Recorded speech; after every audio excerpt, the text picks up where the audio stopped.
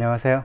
저는 휴가를 다녀왔습니다. 휴가를 다녀와서 가만히 생각을 해보면 기억에 남는 색깔이 있어요. 초록색이 기억에 남습니다. 멀리서 보면 마치 발 디딜 틈도 없을 것 같이 보이는 그런 나무와 풀이 빽빽히 들어차있는 초록빛 산이 되게 인상적이었어요.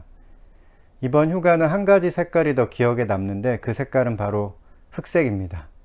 비가 많이 와서 강이 온통 흙탕물로 바뀌어서 마치 화가 난 듯 흘러가는 모습이 기억에 남았습니다.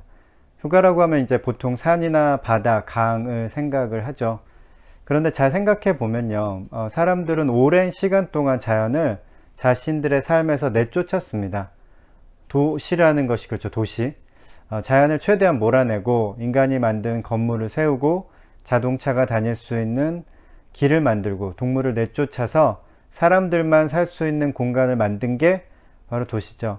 마치 자연이 불편한 것처럼 인간은 자연을 몰아내는 방식으로 문명을 발전시켰습니다. 자연이랑 같이 살면 좀 불편한 점이 있습니다. 나무나 풀은 흙만 있으면 아무 데서나 막 자라잖아요. 사람들이 살고 있다고 혹은 사람들이 다니는 길이라고 식물들이 이렇게 존중해 주지 않잖아요. 비가 오면 물 웅덩이도 여기저기 생기고요. 그러면 다니기 불편하죠. 제일 좋은 방법은 그냥 콘크리트로 바닥을 깔면 여러 가지로 편해집니다. 그런데 사람들은 쉴 때는 또 자연을 찾아갑니다. 불편한 점이 있어서 자신들의 삶에서 밀어냈지만 사람들 마음엔 또 이 자연을 좋아하는 마음이 있는 것 같아요.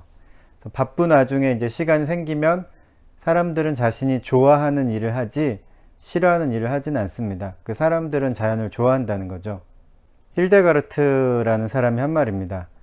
나는 스며든다. 초록빛 풀밭에 꽃들에게 그리고 살아있는 물살에 나는 깃든다. 죽지 않는 모든 것에 나는 곧 생명이므로.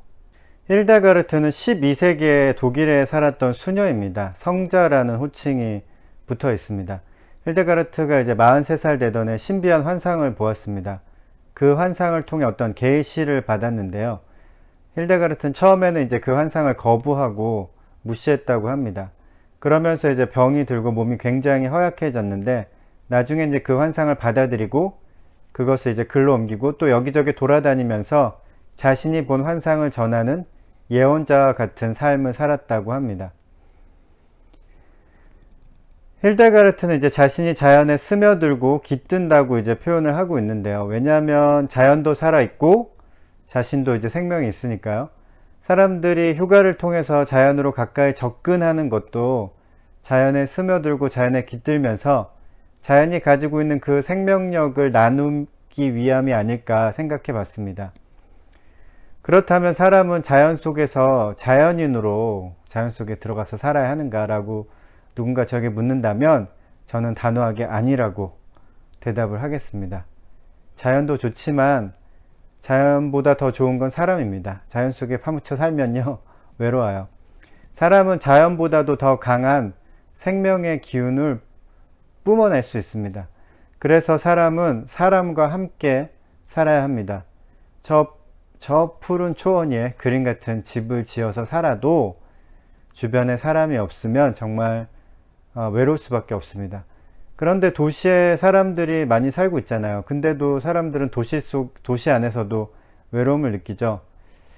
이유는 뭘까요? 이유는 아마 우리의 만남이 너무 이해타산적이라서 그런 것 같습니다. 우리가 타인을 만나는 것은 보통은 이제 순수한 인간 관계를 위해서가 아닙니다. 돈을 벌기 위해서, 혹은 거래를 하기 위해서, 혹은 물건이나 음식을 받기 위해서 사람을 만나죠. 생명을 가진 사람보다 생명이 없는 물건이 우리의 주된 관심사가 되어버렸죠. 안타까운 일입니다. 자연 속에 있기만 해도 그냥 가만히 있기만 해도 우리는 힘을 얻을 때가 있습니다. 마찬가지로 우리의 삶에 그런 사람이 있으면 좋겠습니다. 그냥 같이 있기만 해도 생명의 기운을 서로 나눌 수 있는 사람, 그런 만남이 있으면 참 좋겠습니다. 오늘도 좋은 하루 되십시오. 오늘도 좋아!